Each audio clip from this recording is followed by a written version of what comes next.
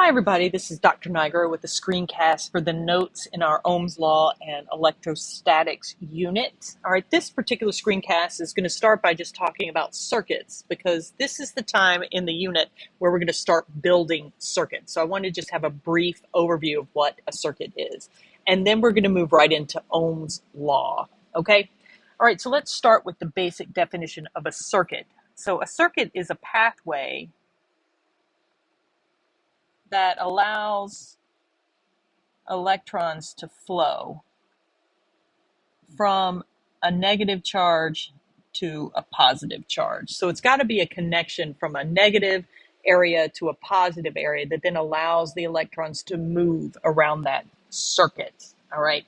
Circuits tend to have some essential components. Now I've listed 4 here, all right, but we're going to see that this 4th one it's kind of optional, but most circuits are going to have this 4th piece. So the first thing you need is a wire.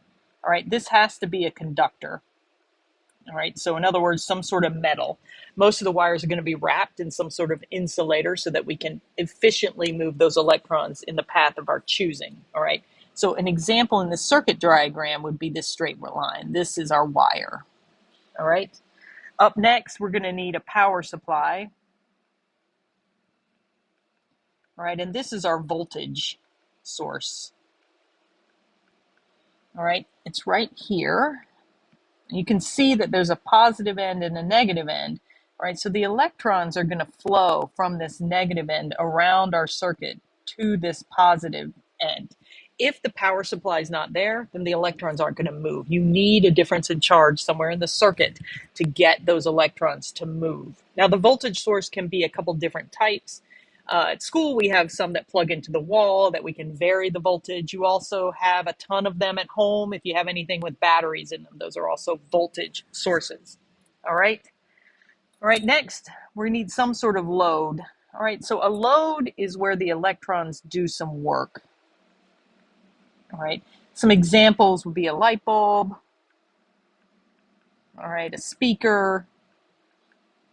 All right, anything in your house that uses electricity and then something moves, those would all be loads. All right, so some examples in a circuit diagram are these guys. All right, these happen to be light bulbs. All right, but as the electrons move through them, they have a different resistance to that flow, and some of their kinetic energy and potential energy gets converted into other types of energy. So it's basically where energy conversion occurs. All right, and then finally, a lot of circuits are going to have a switch.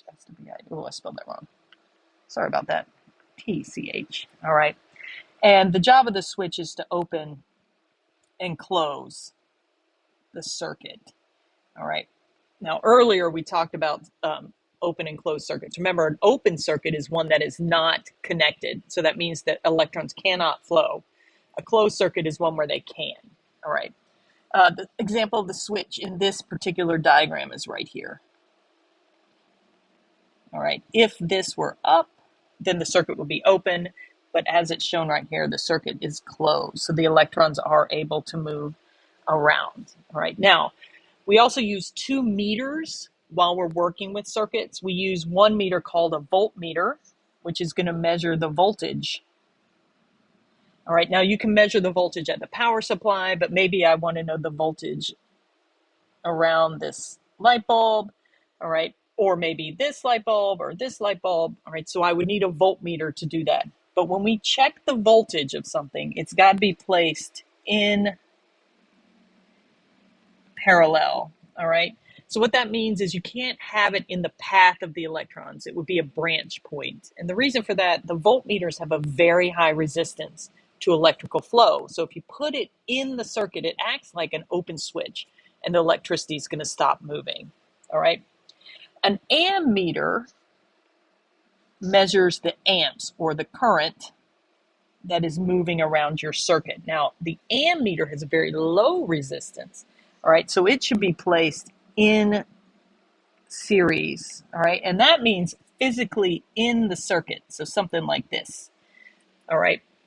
So you put ammeters in series, you put voltmeters in parallel. All right, and as we work through our circuit labs, you're going to see this because you're going to get a lot of practice. Okay, so the first lab we set a circuit up for was our Ohm's Law lab. All right, so let's talk about Ohm's law. Ohm's law defines the relationships between three variables: the voltage within a circuit, the current within that circuit, and then the resistance of that circuit. All right, now we're going to talk about resistance in just a minute after we get through our Ohm's law, but that resistance is exactly what it sounds like. It's the resistance to electrical flow. All right, now according to the lab, we got these plots from the lab, and you can see we've got voltage versus current. All right, and if you look, I'm going to look at this red dot. You can see that as the current increased, we saw an increase in the voltage. When that happens, when one goes up and so does the other, we call that a direct relationship, or they are directly proportional to each other. All right, which makes sense because if you increase the energy per coulomb, they can move faster. All right, so you're going to see an increase in the current. All right, so it makes sense that those two are directly related. All right, now because this is a linear relationship, we get a slope value from this. All right, and the slope of this plot represents the resistance of the circuit to that flow. All right, so if we think about it in terms of slope, we know that that slope is the change in the y component divided by the change in the x. So in this case, resistance equals voltage divided by current, because this is my y and this is my x. All right, so this is Ohm's law. All right, now sometimes you're going to see it written voltage equals resistance time current, just to get it all in one line, so there's no fraction there. All right, so according to the formula, if you double the resistance, the current will what? So if we look, here are our two variables. All right, if the resistance increases, all right, that means that it's harder for the electrons to move through this part of the circuit. The current, the rate of flow, is gonna go down. All right, think about it. If you've got a river and you come to a point in the river where it pinches in, or there's some sort of dam in the way, you're going to resist the flow of that water, so the flow of water will drop. All right, so if the resistance goes up, all right, then you're going to see a decrease in the current. All right, and if we look at these three plots, this was for a 10 ohm resistor, a 5 ohm resistor, and a 2 ohm resistor. All right, if we hold the voltage constant, all right, so let's do right here. All right, so we're going to go across. There we go. All right, so we have this one, this one. Oh, I think it's actually this one out here. All right, so you can see if this is our 10 ohm resistor, 5 ohm resistor, 2 ohm resistor, our high current values are out here with the low resistance. Our low current values are down here with the high resistance. All right, so as that resistance goes up, your current is going to go down. All right, if you double, I'm going to actually change this because we already talked about that direct relationship. Let's say if you double the resistance, the voltage will, let's talk about that relationship. Okay, so for that, we're going to pick a particular current value. So let's say we want the current to remain right here. All right, so you can see here are 3 data points, this one, and this one. All right, this one is our 2 ohm resistor, 5 ohm resistor, 10 ohm resistor. All right, as that resistance value increases, the voltage required is also increasing. All right, if we need the flow of those electrons to remain the same, but the circuit starts to resist it, the only way to keep the current the same is to push the electrons, to give them more energy, which means more voltage. So we're going to get a direct relationship between those two variables. All right, so direct between voltage and resistance, and inverse between resistance and current, and then Ohm's law right up here. All right, so let's try a couple problems with Ohm's law. What voltage is needed to move a current of, oh, that's a typo.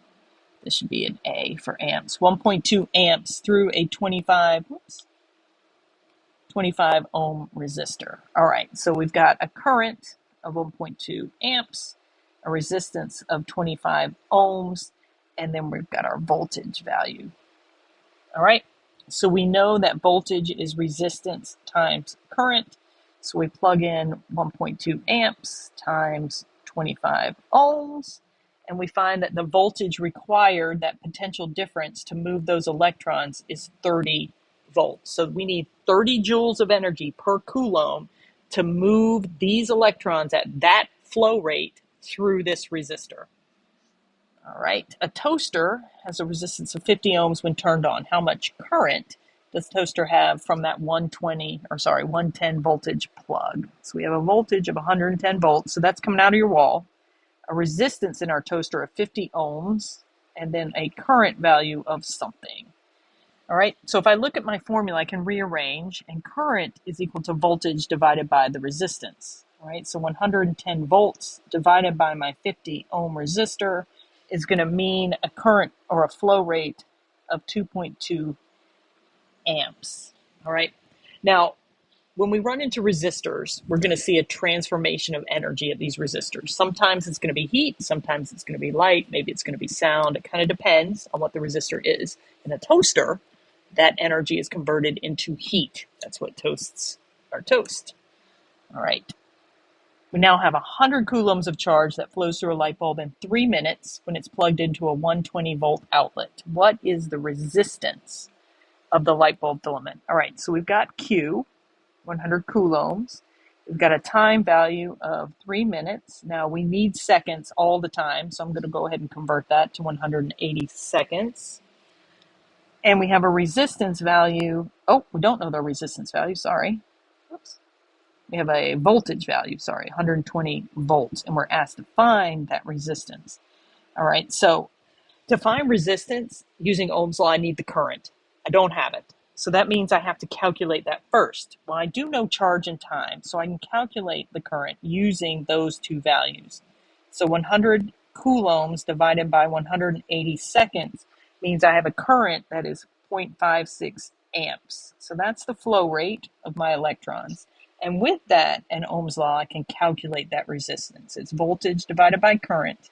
So 120 volts divided by 0.56 amps, and we get a resistance value of 216 ohms. That's a lot, but that's okay. I mean, light bulbs also produce things like light and heat, so we need something that's going to resist the flow to get that energy transformation. All right? So what we're going to wrap this screencast up with is a brief chat about what resistance is. I mean, the word itself is pretty self-explanatory, but just so we're all clear, an electrical resistance is a material or circuit resistance. Is this T-A-N-C-E? No, that's not right. I-S-T-A-N. There we go. Resistance to the flow of electrons. All right. So some materials have high resistance. Those could be your non-metals, your insulators. Other materials have low resistance, like our conductors. All right. But we can manipulate them some and the environmental conditions to adjust that resistance value to something we want. All right. So materials that are called resistors, all right, these can slow the flow of electricity without stopping it. So they're not insulators. They don't block the flow.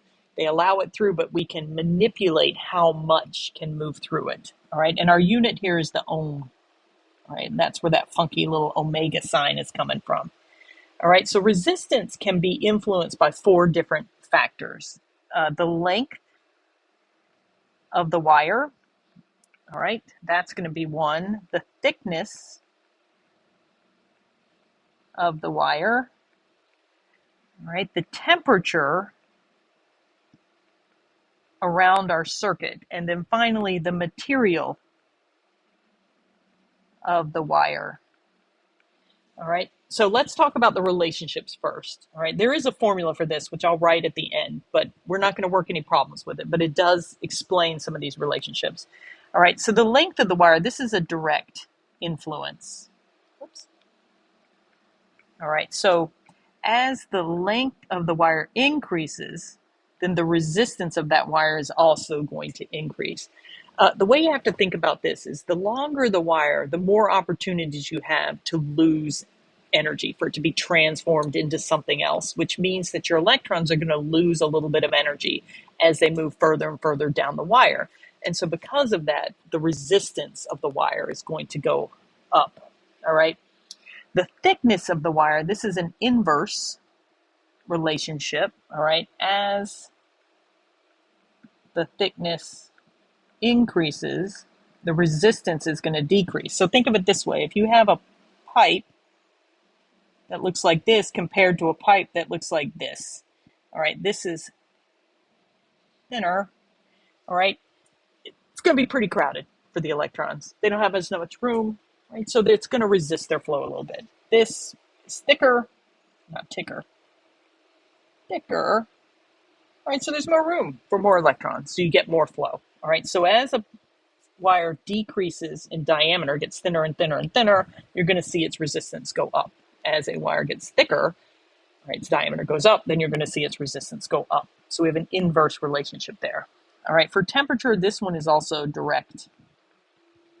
All right, as the temperature around your circuit increases, the resistance is also going to increase. All right, now, this is a little strange because you would think that as temperature goes up, added energy, kinetic energy is going to go up, the electron's going to move faster, which is true. That does happen. But it's not just electrons that are going to start to move faster. It's also the atoms that are in our materials. And when that happens, when the atoms start to vibrate in place, they will block off pathways for the electrons to move down that wire. All right, so that motion of those atoms is going to resist the flow. All right, this is why a lot of larger electronics have fans built into them, because the idea is you got to keep everything in there at a constant temperature. You want to keep things cool, all right, so that you don't have abnormal resistance where you don't want it. Okay, it's also why you should never leave your phone on your dashboard. Don't do that. All right, the last one is the material of the wire. This is a physical property of the matter. All right, it's called resistivity, and we represent it with a little lowercase p. All right, it's a physical property, just like a melting point or a boiling point, just like density, just like the color, just like the smell. All right, so it's known for a lot of materials. All right, so you could look that up on Google. All right, but it's a direct relationship as well. All right, so as that resistivity increases, you're going to see an increase in the resistance. All right, so think of resistivity as the opposite of conductivity. Materials that have very high resistivity tend to be our insulators. Materials that have really low resistivity tend to be our conductors. Okay, all right, so the formula, I did promise I would write it. So resistance is equal to the resistivity times the length divided by the area. All right, so here's our length. You can see that as the resistance goes up, as the length goes up, that means the resistance will go up. All right, here is our resistivity, the material. All right, you can see that as that resistivity value gets bigger, so will resistance. Area is what gives us the thick and thin part. All right, so it's the cross-sectional area. So the thinner something is, the less diameter, the less the area, and then vice versa. All right, the temperature part comes in with resistivity. All right, resistivity is temperature dependent. All right, and as that temperature increases, the resistivity also increases. Okay, all right, so hopefully now you have a good idea about what resistance is, and you understand what Ohm's law is looking at in terms of voltage, current, and resistance. And then finally, a little bit of an intro about a circuit and what you have to have in one.